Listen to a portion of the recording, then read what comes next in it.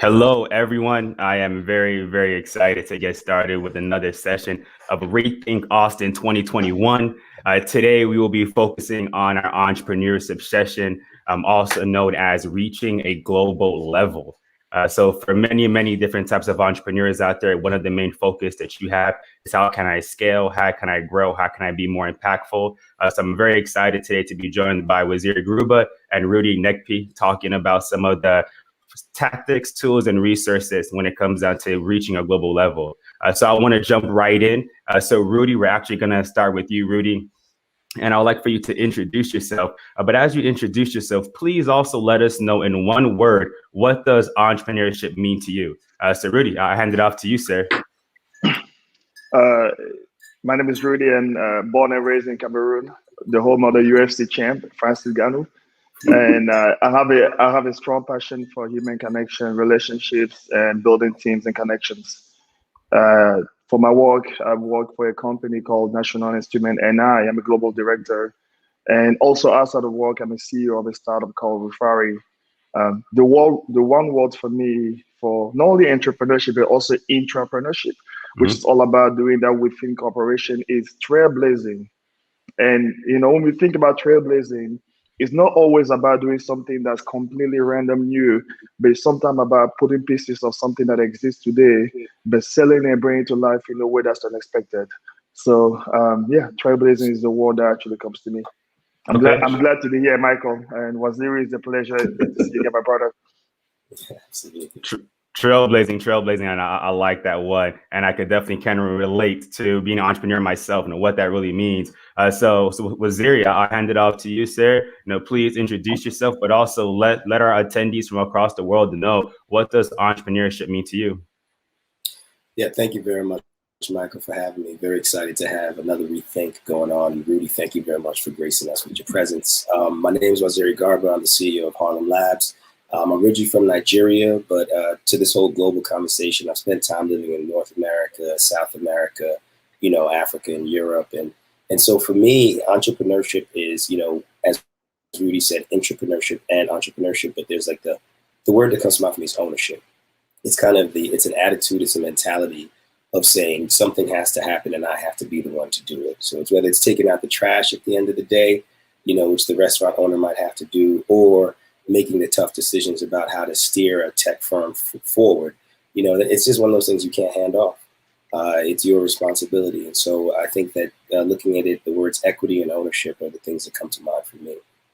For sure. So I hear trailblazing, I hear ownership, right? And those are the two things I hear from both you all about what it really means to be an entrepreneur, especially during this stage where many individuals are looking to become self-sustaining. So then the question I have for both of you all is, how does an entrepreneur actually reach a global level, right? So whether we're talking about a nonprofit or for-profit, as we're talking about a team of multiple individuals, how does entrepreneurs actually reach that global exposure and that global level? So Rudi, I'm actually going to start with you on this one, sir. Well, Michael, that's a really good question. I think to me, it goes back to you have to have a proven track record of success. And to be honest with you, most of the time when we think about success in terms of revenue or profit. But for myself, at least in my career and the work that I've done with startups, I don't define success from that point of view. I define from, am I able to maximize the potential that I have? Am I able to build the right level of relationship? Am I able to be the light to others? And I feel like if you do those things and you have the right idea, you put yourself in a position where you can be more successful. I'll give you one simple example to bring this to life, Michael. And I told you earlier about entrepreneurship, but also intrapreneurship, which is really doing that within the corporate world. There was at one point in my career, I took over recruiting for engineering position in Austin, and I had never done recruiting, Michael, and I didn't have an HR background. Within a year and a half, I turned over recruiting, and then we were competing with the likes of Google, Facebook, Indeed, and you have you. And we just had a new leadership in HR. She came in and she told me, hey, I had a challenge in doing it globally. And I said, well, basically in a matter of a second, Michael, I went from managing recruiting for one function in one city. to managing recruiting across 45 countries for national instruments, 7,000 employees, managing 33 recruiters. And oftentimes we want success and we think that but the reality sometimes is that you got to make sure that you're ready for success. So instead of just sending yourself high and say, I just want to grow globally, I want to build all those partnerships, the reality is that is your house ready for when that time comes? So I believe more in getting my house ready, focusing on the right processes, making sure that I'm very strong foundationally, because the reality between going from one city to multiple continents could happen in one conversation. You got to be ready for that. So my advice to reach that global level really to me is, first of all, make sure that your foundation for what it takes for you to be successful is very strong. It's not always profit and revenue. It's all about your scalable processes, knowing your audience really well, because that could turn around quickly and you got to be ready for it. So that's just my 2 cents on that, Michael. Yeah, and I definitely do agree with that. That, right now, from an AUTM standpoint, right, leading AUTM, Austin Urban Technology Movement as president and CEO, we're all about processes, right? We're all about the support. We're all about the foundation. Because if you scale too fast, but you don't have a good foundation to support that growth, well, then you're going to crumble and fall. And that's why a lot of startups fail, right? Because they're either moving too fast and don't have a good support structure beforehand so that they can know what they need to do. So I look forward to a deeper conversation about that towards the second half of this session, where we go into breakout rooms. So I'm very excited for all of the attendees to attend the breakout room session, because we really begin to have conversations about how do you actually create partnerships? How do you form impact, right? What does that look like based on your area of focus?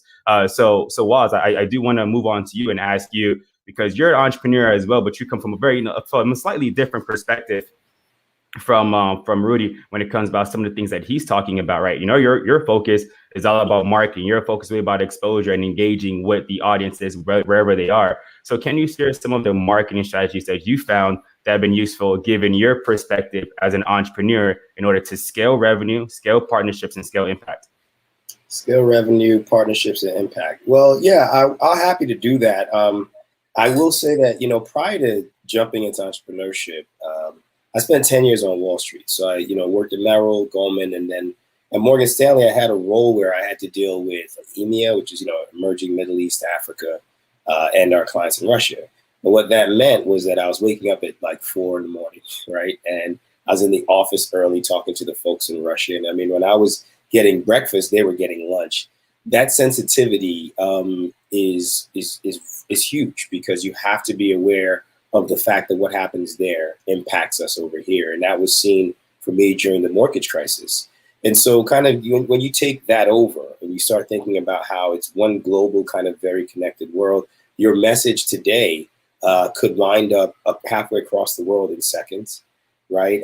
If you think about TikTok, right, that's not an American company. So things that, 10 years ago, it would be almost unthinkable to actually speak about, having some of the largest companies or some of the largest tools we use, be from, some entrepreneur who we don't know anything about, right? I think we were somewhat insular. But as technology has kind of introduced new parties and given us new opportunities, we're going to have people from other countries with billion-dollar tools that we use. And they didn't necessarily intend it for us, but we're going to be using it because it's useful to us. And so I think that from an entrepreneur perspective, it's being able to market your usefulness to your audience, right? Like truly, it's not about race or country. It's about who are you serving, and are you talking directly to them, right? Are you putting yourselves in their shoes? Are you waking up 5 hours early so you can have a meeting with them, which Zoom has introduced us to, right? If you have international clients, you know what it's like to have to plan, at odd hours. But that thinking also goes into the content you create, right? Are you setting up your website so that you can actually have people read it in different languages? All of those elements are things that you become sensitive to when you've spent time thinking or living globally, right? But acting locally. So for me, it's taking the experience from my time in the corporate world and saying there's a great deal of value. These corporations exist because they're able to bridge and make people from different cultures work together towards a common goal. And for your marketing, I think for all entrepreneurs, there's also that awareness of how the common goal or the common problem for a person that might be in Singapore might be the reason why they're brought to to your product or your service. And so that's, that's something to really take into consideration. But we know it's not easy, right? And I'm thinking about it from an autumn perspective for any entrepreneur that's starting out or may have years of experience under their belt. When you think about marketing strategies, as you think about the different audiences that make up the community and the market you're looking to really overcome, it's not easy really focusing on a specific contact or a specific client. And how do you know what you're doing is right? How do you know that if I don't have revenue coming through the door, am I still doing it right? Or is revenue the only justification? But what about partnerships, right? If you don't have any revenue coming through the door, but you have landed, 2 major partnerships that can potentially get you revenue, how do you begin to measure whether or not you're moving in the right direction if your bank account isn't increasing in size? Rudi, go ahead, Rudi.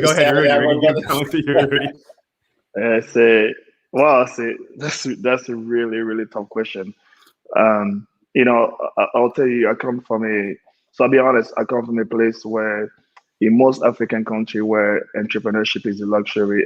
So it's subsistence, and then there's also luxury. Subsistence in regard to the fact that every father, every mother that has a household is an entrepreneur because they're employing someone that can wash their clothes, they can drive them to work, that can take care of the kids. So there's a piece around that. But on the other side, for me, if you want to scale and build a company, it really is a luxury because you realize that it takes a lot of money and time to be able to have the run when you need to build a company. And one of the things that I've been very fortunate, I'll tell you this about living in the United States, is that we make it more affordable to be an entrepreneur. You can work in the hospitality industry and still run your company. Now, you're probably working about 100 hours a week, right? Because you have 2 jobs, but it's way more affordable to be able to do that. Michael, to answer your question, it is honestly tough. I think at the end of the day, it's cash flow, is revenue. You got to bring money in. I think the way I've looked at it for myself is that how can I build enough cash to be able to ensure that I can actually launch my company within a certain amount of time? The second thing that I've looked at, Michael, is that I did a strategic planning session where I looked at the fact that what's ultimately core to my business that only I need to be able to spend time on, and what's everything else that's ancillary. And as opposed to do a GoFundMe campaign or Kickstarter campaign, can I do a campaign around I call it micro support? Can I ask people to basically support me for 10 hours on a specific initiative that frankly would have cost me $10,000? So that's what I did, as opposed to going out and actually go to an accelerator, as someone that I've known for a long time to step in and be a business coach, as opposed to going out and actually hiring a bookkeeper, frankly, which is a lot of money. I went back and I asked someone that I have done non-profit work with to basically help me, as opposed to getting out and purchasing a CRM tool to automate all of my marketing ads and everything else. I basically went out and I talked to the CEO of a company. I offer my recruiting services. In return, I'm going to get free tools from them for about a year, right? So, Michael, I looked at the fact that yes, one of it is revenue. The other thing is how do I stretch out my operating expenses so that I can only streamline the things that are highly critical, and everything else that's ancillary, can I turn that into a micro project? And to be honest with you, that's what I talked about earlier. I believe in the fact that it's because I've done goodwill in the past, and I wasn't doing that goodwill because I was trying to get something in the future. Michael, I'm telling you that there hasn't been a single door I've knocked out over the last 2 years, and I've asked someone for help that they say no. Not a single door, Michael. Talking about professor at the University of Texas, we're talking about, I can go on and on. So I have looked at spending and OPEX and cash flow differently because I can quote unquote outsource a lot of that support, which gives me a longer runway to figure out if I'm successful. So that may be a longer way to answer that question, but I think that's at least the journey that I've gone through. Yeah, and I definitely wanted you to share that because, you come from a very, different perspective and an interesting one from a corporate perspective, but also as an entrepreneur and an entrepreneur and with the mixes between the two. And there's a couple different things that both you and Waziri have kind of noted on. So Waziri, I actually want to go to you for something similar, but really just ask you to talk about, what are some of the marketing strategies that you found useful as it pertains to new opportunities in the African or Hispanic diaspora? Right. So I know there's a couple of things that you're focusing on but I do want to see what are some of these opportunities that you're seeing on your side. Absolutely. I want to step back into Rudi's question a bit because it's such a good question. And I love what he said. And we'll walk back into answering what you just said. I think that, when you say I have partnerships, but I don't have revenue, and I have this or that, there's a lot of models you have to think about. So I work with several entrepreneurs, nonprofits, profit, focused companies, technology companies, products, services. And you have to ask yourself the question, am I adding value? Mm. If you're adding value, right, you have to think about it like, I like to think with my clients like we're fishing, right? Some people put out little hooks with certain types of bait. Some people put out hooks with a different type of bait. And I have customers who've talked to a nonprofit or a big corporation for a year and then landed a 6-figure check, right? And for 12 months, it was what's going on. I have customers, clients who put stuff out and, $20 customer every other day. But before they get to that same 6-figure check, right, it will take a lot of customers. So you've got this spectrum. And what's always important is, are you adding value? You could be talking to a corporation for months and it's a very good relationship and they see you and they need you. And then all of a sudden you're the person they call into the room to help solve a problem. Yep. Right. And everything's okay. So it's not a very simple thing of saying, where's the revenue? It's where's the value? And I think that points back to what Rudi said about entrepreneurship and, again, Nigeria, Cameroon, very closely related. But, when I was growing up, I'd go to the markets, and in Nigeria, it's open air markets, right? And everybody there is an entrepreneur, but you know who you want to go see, right? And the value that they're providing to you is not one where they need a 6-figure investor, right? Because you are their customer base, and they're going to get revenue from them because you need that thing that they've got. And they know it. They know how to deliver it to you. They know not to, run you over or else you won't come back. So the lessons that are there, right, are, am I adding value to this person or this customer's life in a way that truly, back to the fishing analogy, right? Am I feeling a bit of a tug or, do I have to pivot and add more value? Are there things that are not being answered? When you break it down that way, in business school, there was a class called value investing. And when you look at it, it goes, who's the guy who started? Oh, Warren Buffett. So what does he mean by value, right? There's all these books that they put out. It's money.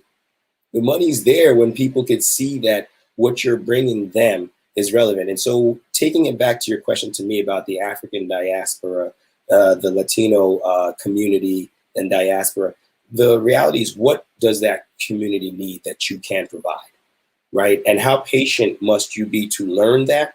And then not only generate traction, but find a niche where you can grow, right? It might not be the same as in a wealthy economy, right? Like maybe if you're in Silicon Valley. So the rules might have to change a bit, but that core element of what is the value in a Nigerian market, right? Where people might not be able to afford very expensive items, but they can trust you on a services basis or on a products basis. Similarly, if you look at Caribbean countries, or when I spent time in Brazil, the needs of the people there are very clear. It's, are you engaging and pivoting to actually provide to them the value that makes them want to go in their pocket? So one of the things that I'm hearing, and you've said it many times, is definitely value. And I think that is so important, is that once you understand your value, you can better distinguish who you actually want to work with, right? And how you want to work with, and how you want to work with them. And what does that look like from a long-term, strategy perspective? So as we think about value, as we think about increasing revenue, increasing impact, can y'all share some specific tools, websites, or resources that you can direct people to in order to really think about what they need to do to grow their impact and their partnership? And Waziri, I see you, leaning in. I see you excited. So I'm gonna start with you on this one, Waziri.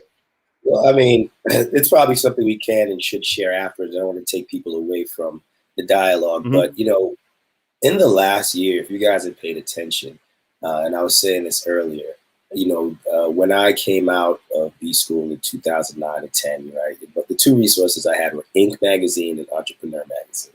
Okay, and to say I want to go find a Black VC, or I want to go find a Latino or minority female focus, I think it was non-existent. I mean, there were a few, but not quite the number there are today.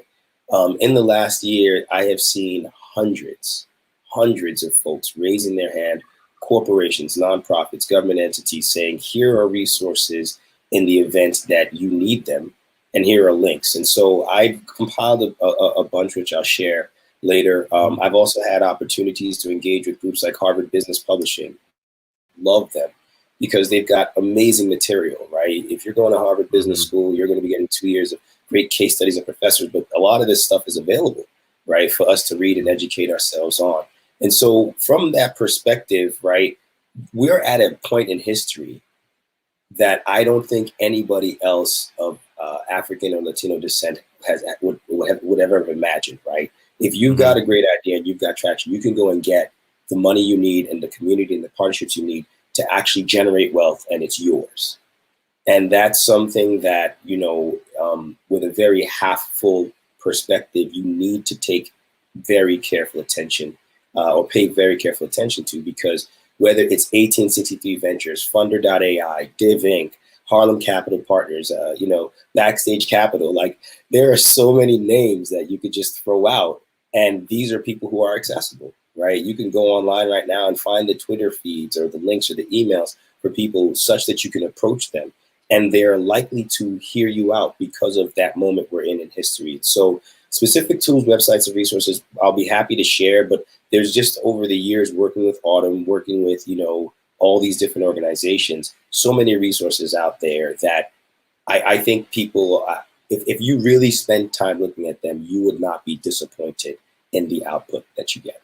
Yeah, and I really do like that, Waz. And before we go to you, Rudi, is that as I just think through all the different entities that are out there doing great work, right? You mentioned Harvard Business Publishing, Funders.ai. You also mentioned Backstage Capital, Div Inc. These are all great, you know, resources, websites, organizations, companies that are addressing a piece of the problem, right? And I'm a big believer that we all need to focus on our lane, right, and play our role in order to get the job done. So I'm definitely grateful for the session that we'll have after this when we go into breakout rooms, because that's when people really be able to ask specific questions, get resources, get links, and be able to dive in and strategize.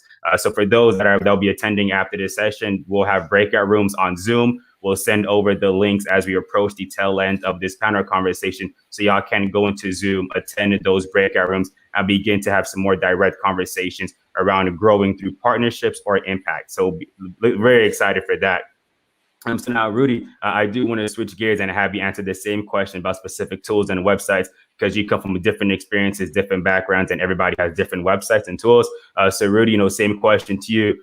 Please share specific tools, websites, and resources that you would recommend to new or existing entrepreneurs as well. Yeah, I'm going to take a conversation a different way. I do believe that between you, Michael, and Waziri, there's enough information you can share around the processes and how to build company resources. I trust that. So I'm going to go into a different space. My personal belief, and which is really being backed up as well, is that it starts and it ends with the team you're going to have around you. And the success of an entrepreneur, to me at least, is you got to know your superpowers. And I use that word very, very deliberately.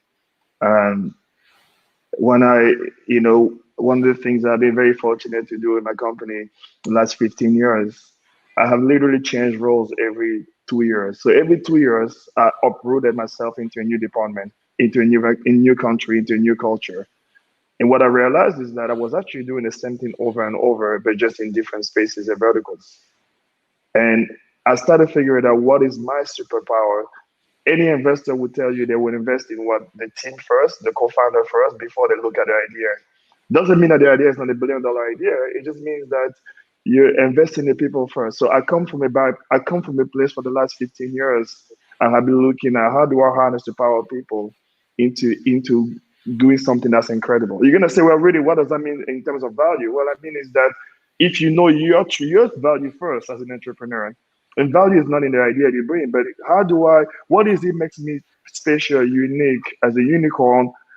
So if I know those things really well, how do I attract others, partners, your team you're gonna work with, your customers, and how do we then go out and figure the product market fit? There's business goals, there's all those things about how to do that. The hardest part is really, how do you know yourself, number one? and how do you build a really good team. So the first resource on how to know yourself, there's a website called, there's a book called Now Discover Your Strength by Gallup, and then you can take, I think 20 or I think it's about 10 questions or so, and then it's gonna give you your top 5 strengths. If you can't find that book, find 10 of your closest friends and ask them the same question. What do we think? What do I think I do really well? Where do you see me the happiest? Write it down and do a Venn diagram of what they actually say. The second thing is know how to build a team. And this is all about, hey, how do I lead? I know I lead through vision. I know I lead through human connection. That's the way I lead. So anytime I want to go out and convince someone to work on my team, I understand who they are and I paint a vision of what they want to be, and I live that structure. And guess what? They are the ones that are sitting here figuring out what the market fit for me, or the business model, the financial model. Some other people lead through research. People lead through data. Some people lead through getting things done. So it goes back again to this concept. Another model so Leadership Austin, I took a course, the Emerge course, about 11 years ago, and they had a very simple model, which is the I, the we, and the it. Figure it out who you are, which is the I. Figure it out who you can bring around you, which is the we, and then the it, what you guys gonna do together.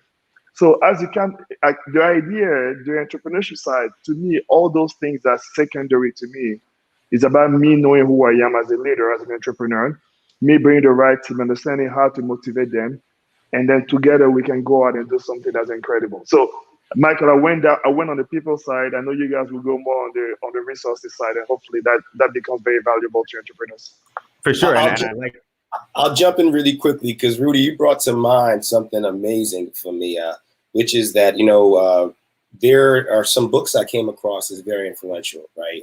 The one of the most difficult points in my career was while working at a firm, and I felt like not doing very well. And I encountered an article called "Managing Your Boss," right? And it's an old article, excellent article, taught me so much, saved my career, literally saved my job. I walked up to my boss and said, "Is this all true?"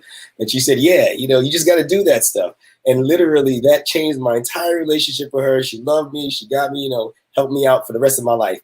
But I think that what you said, there's also a series called Managing Oneself. It's something that we hope to make free to you all through Autumn, working with Harvard Business Publishing. But self-assessments, understanding yourself is key. A lot of people go into work thinking, and when I hear people say, I hate my boss thinks, something in my mind goes, what are you doing?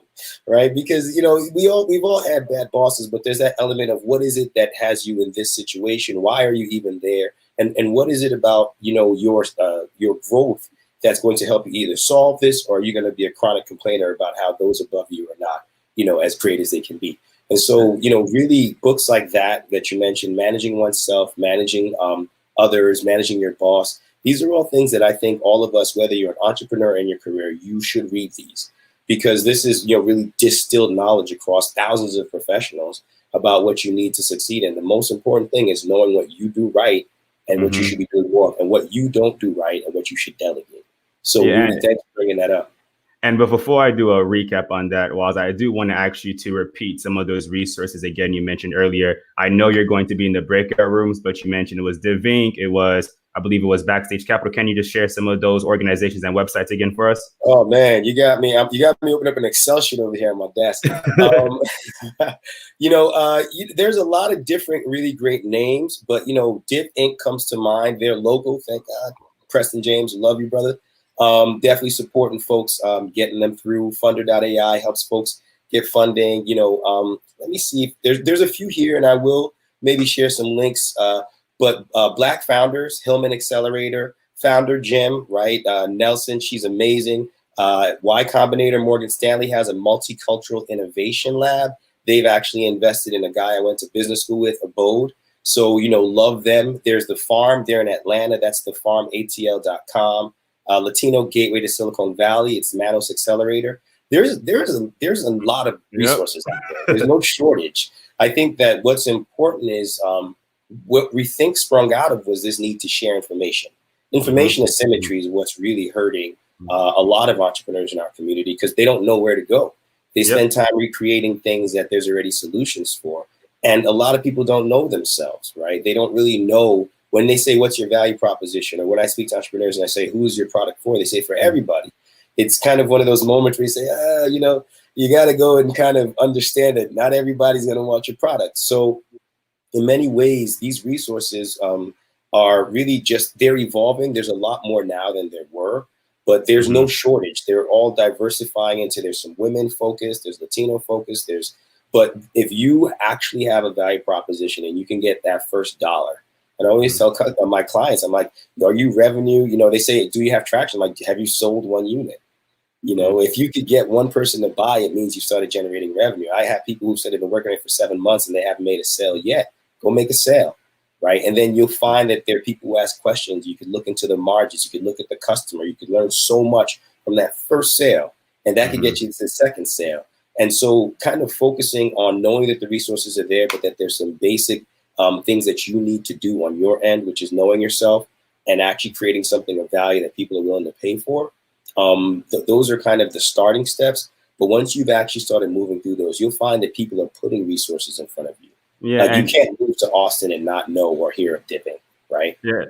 And these are some of the things I think about as well when I think about tools, right? Immediately, there's some soft skills tools that we can have, right? So one of there's four that come to mind from an Austin perspective, right? So Austin Urban Technology Movement, the culture that we live by, our core values is number one, communication, right? And that goes back to what you talked about, Waziri, as that a lot of the times we just don't know what we don't know, right? So there's a lack of exposure. And if you communicate enough, right? If you have sessions just like this, we're providing value, providing resources, providing direction. Well, now we're able to break down some barriers just by communicating.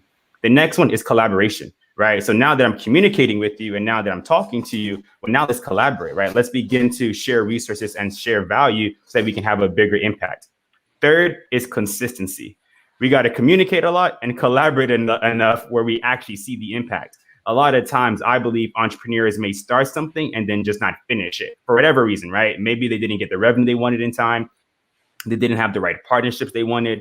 They didn't see the impact right away, and they begin to stall out or don't believe in their goals, right? And I know when I was looking to formalize AUTM and actually transition AUTM to an actual entity, not many people understood what we wanted to do, right? They didn't understand the connection between increasing diversity in the tech industry with actually eliminating the skills gap with making sure that individuals are self-sustaining, right? Like people didn't see the connection about what is it that we're looking to do. But fast forward now, we're a $1 million company. We have several different partnerships. We're building our workforce development tech ecosystem. And now this is our third year of ReThink Austin, right? When we first started just with an idea. So collaboration, communication, consistency are like the 3 C's that we live by. And the last one is community, right? That's the fourth C from AUTM, and it's all about the community.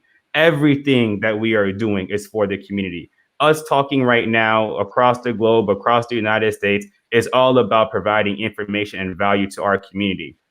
So Rudi, I do want to go back and just bring up, we're kind of recap. Can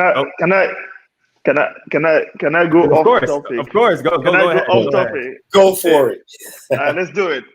I'm actually going to ask you a question, Michael Ward. So this is my pleasure. For the very first time ever, maybe a panelist is going to ask the question, Michael Ward, based on what he said.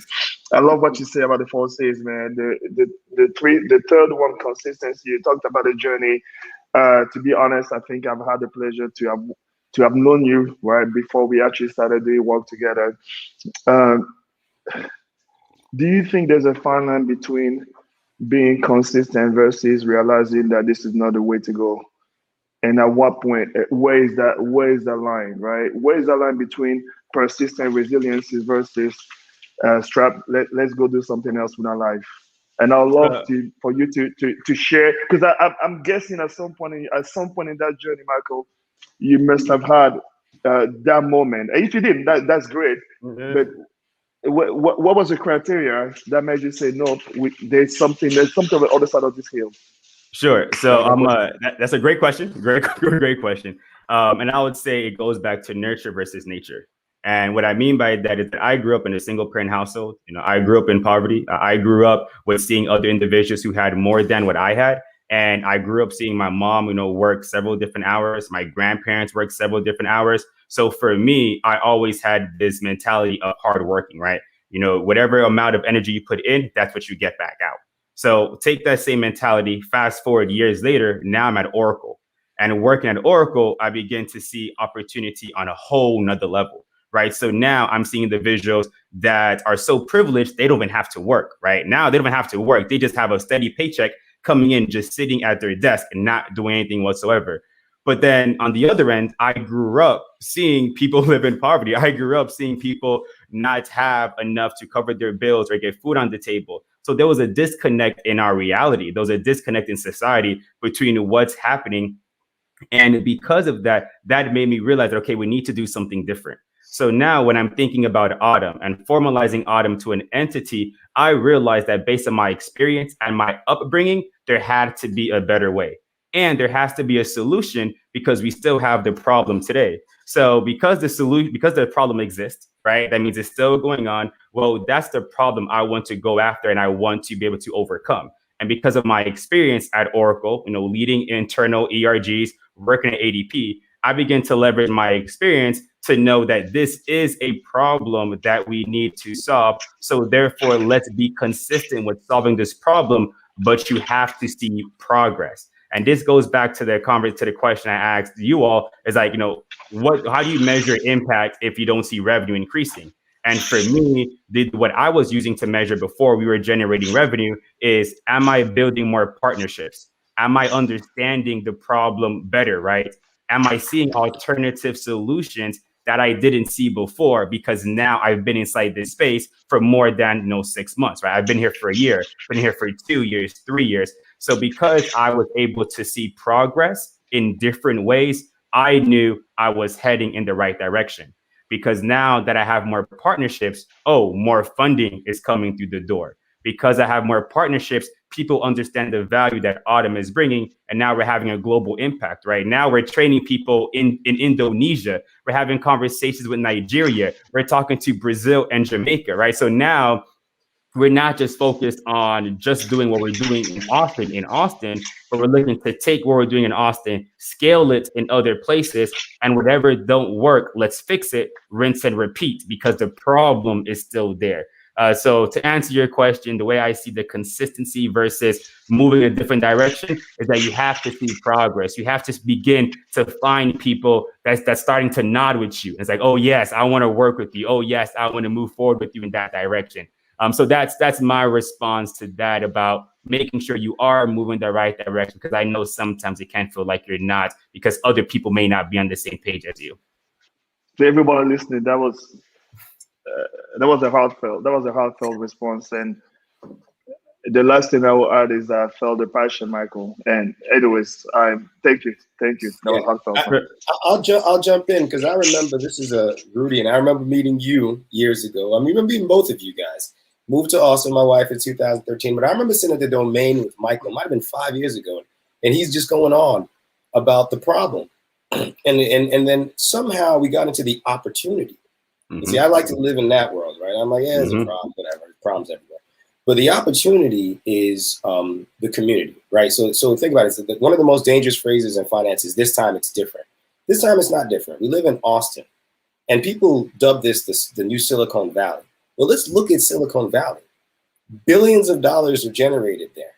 The value of households there is enormous. Mm-hmm. And here we are sitting right in the middle at this moment in history of a city that has that opportunity, right? So when you look at people who don't know how to code, when you look at what we're looking at as challenges in our community, I see it as this huge opportunity where whatever we do now will impact generations forever. Mm-hmm. Mm-hmm. So what happens if a few billion-dollar companies come out of our community here in Austin because we're consistently trying to solve this problem by giving them opportunity? So this was our dialogue at the Domain, right?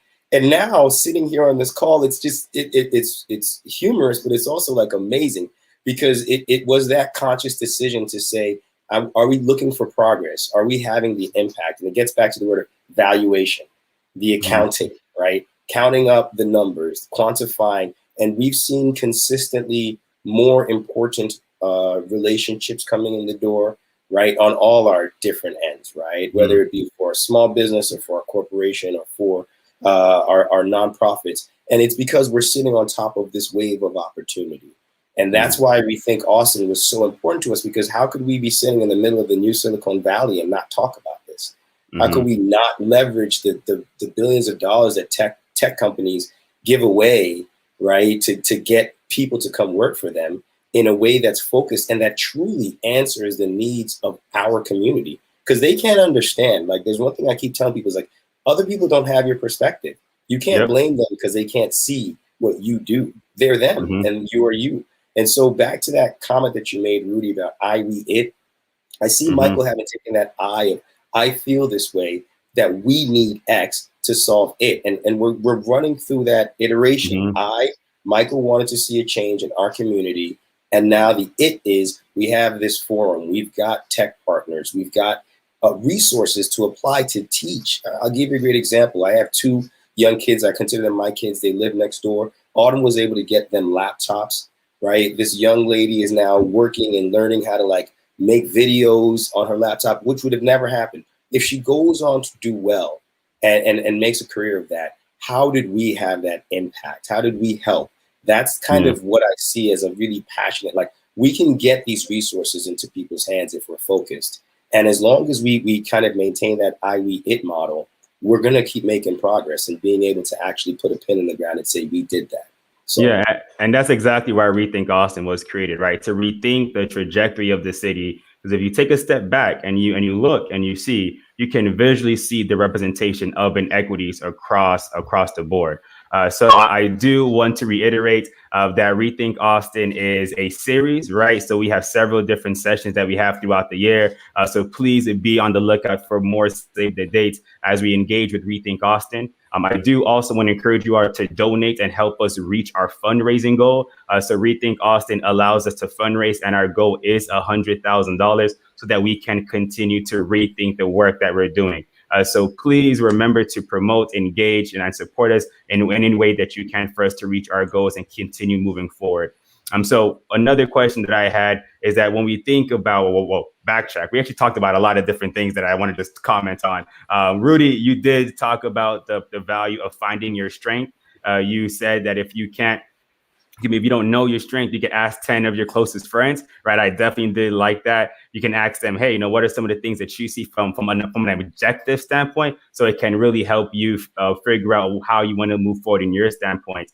And then you commented on as well when Rudi talked about I, we, it, eat. I love that so much. It's definitely important for you to know yourself, know the people around you that you could take with you, and then what y'all need to do to make sure y'all are successful to solve the problem.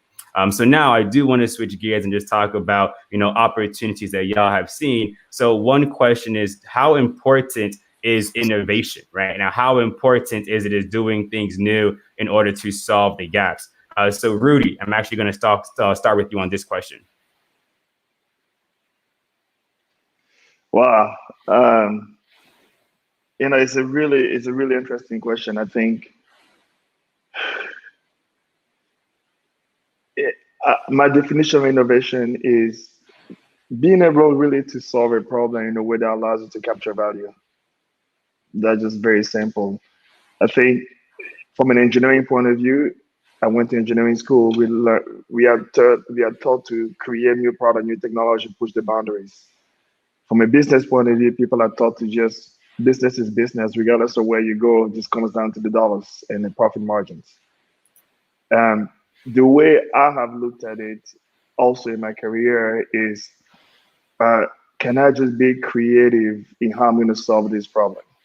So my one advice to everybody is, whether it's you by yourself or you through your team, you have to be clear about one or two things.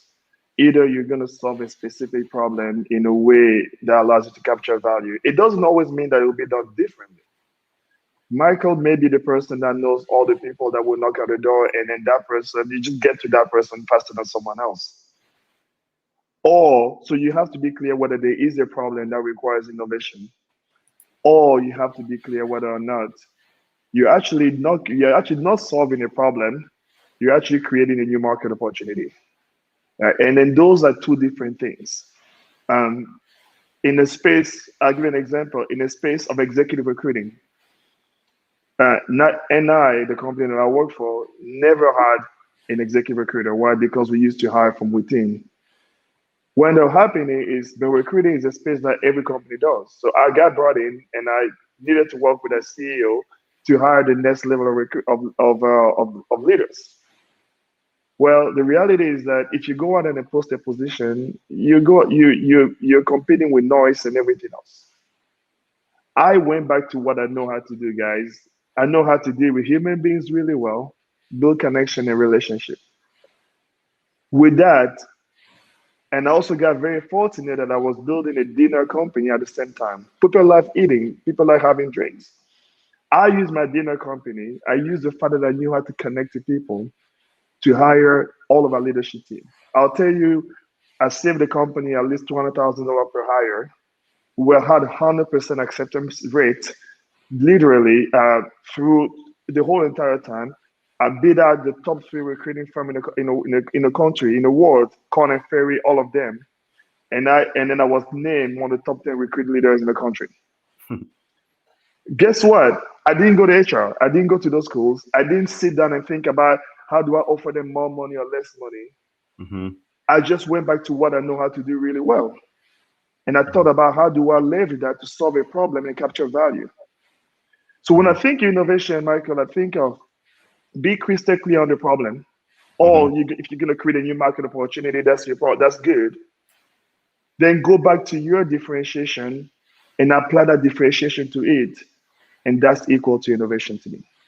Yeah, that's beautiful. That's beautiful. Waz, I actually want to go to a slightly different question for you, but with the same focus in mind as you think about your innovation opportunities. Have you leveraged any type of government programs or assistance in help you developing your business, especially during last year? I know last year was a crazy year for many businesses, but in general, what type of government programs or assistance have you leveraged to help spur your innovation inside your company?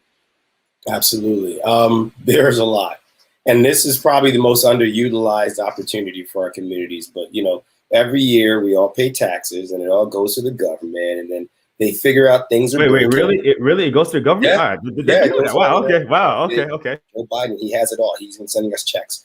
So you've got this thing that many people don't talk about, but, supplier diversity. Supply diversity is a massive, massive space.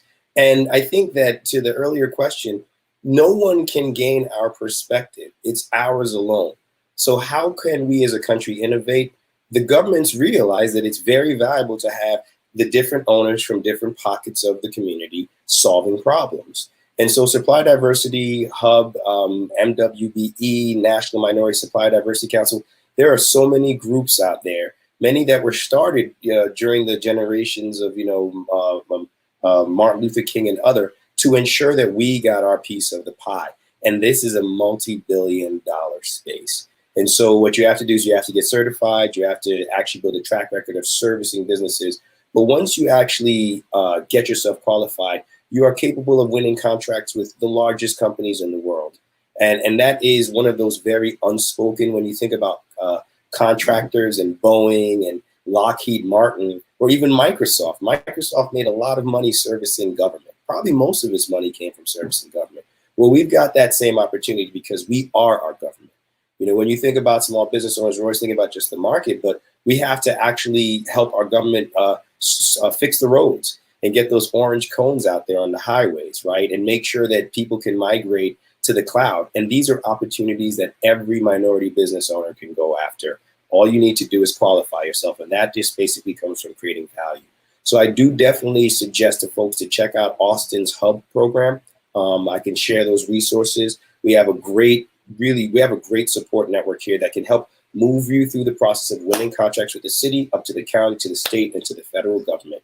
And we've got some really great entrepreneurs that have come out. Worldwide Technology, is run by somebody from our community. Just great opportunities to tap in to a space where the work needs to get done for our community, and simultaneously the funds are there. And so it's very different from chasing an entrepreneurial opportunity where you're saying, is there a community out there that wants this product or service? This is saying there is a community and their government funds, do I qualify? And so I definitely suggest people check that out. More steps to follow on that. Yeah, definitely do agree on the government programs. For sure, there are so many wealth of resources that we don't really tap into enough. So we do have 10 minutes left, and there's two questions I want to get to. But before I do that, as a reminder to all of our attendees listening from across the globe, after this, in about the next 10 minutes, so 12 o'clock Central Time, we'll be moving over to Zoom in our breakout rooms. So please join us there for more in-depth conversations as you think about growing your business through partnerships and impact. And you can have some more direct one-on-one questions with Waziri, Rudi as well. So the first question that I want to ask, I just want direct answers because I do want to get to the next question. So this question is talking about specific industries or opportunities that y'all see when it comes down to tech businesses. So I would like to know, where do you see which industry do you see as the biggest opportunity, and which location as well? So for us, well, from my standpoint, I can say Austin has several opportunities, and I'm actually going to widen that and say Central Texas. So Central Texas has several opportunities for individuals to come here and really focus on renewable energy. Texas being the oil capital of the world, we are moving over to several different changes around energy. We see climate change is real. So from my perspective, I would say Central Texas, and I would say renewable energy / climate change will be my focus. So Rudi, can you give me an industry and also a location, please? I'm going to practice. Yes, agriculture, East and West Africa. Okay, beautiful, beautiful. Waz, on you, sir? Yeah, you're on mute, Waz. I knew we were going to say it one time. I knew we had to do that one time. Yeah, no, I mean, agriculture, what a good one, man. Upskilling, right? We've entered a new paradigm with COVID, and if you cannot work from where you are, and if you can't code and create the value that where you are right now, you're in trouble. But that leap, that gap needs to be filled. So I think that's a space where we really need to focus more energy, because the tech companies have the jobs, but apparently they can't fill them because the people don't.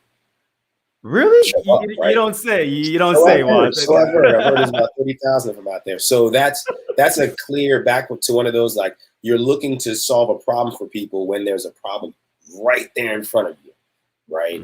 I think that's a huge opportunity. Yeah, and I agree with both. Agriculture, that taps into food insecurity because there's plenty of land out there. This earth has everything that we need to provide abundance. It's just not managed to the best of our abilities in order to provide for everybody. So agriculture, definitely agree with that one. And of course, reskilling, right? Reskilling and upskilling was, that's everything that Austin Urban Technology Movement does. We focus on workforce development inside the tech space. So very, very, very, I'm excited for the opportunities that we see around skills development, because that's how we really spur innovation. Once we begin to give people the skill set that they need to leverage their own experiences to create products and services. So now we got 7 minutes left. So the last question that I have for you all is, how can the city of Austin or other growing cities like Austin rethink its trajectory to help entrepreneurs be successful? So I'm going to answer real quick, and I'm going to say very simple. We need to stop, and I'm curious how y'all are going to feel about this, but we need to stop only focusing on the top 5% or the top 10%. We create barriers within our own system instead of working with individuals to help them get to the next stage, right? So I think my answer is coming from like a workforce development standpoint, because anybody can learn anything.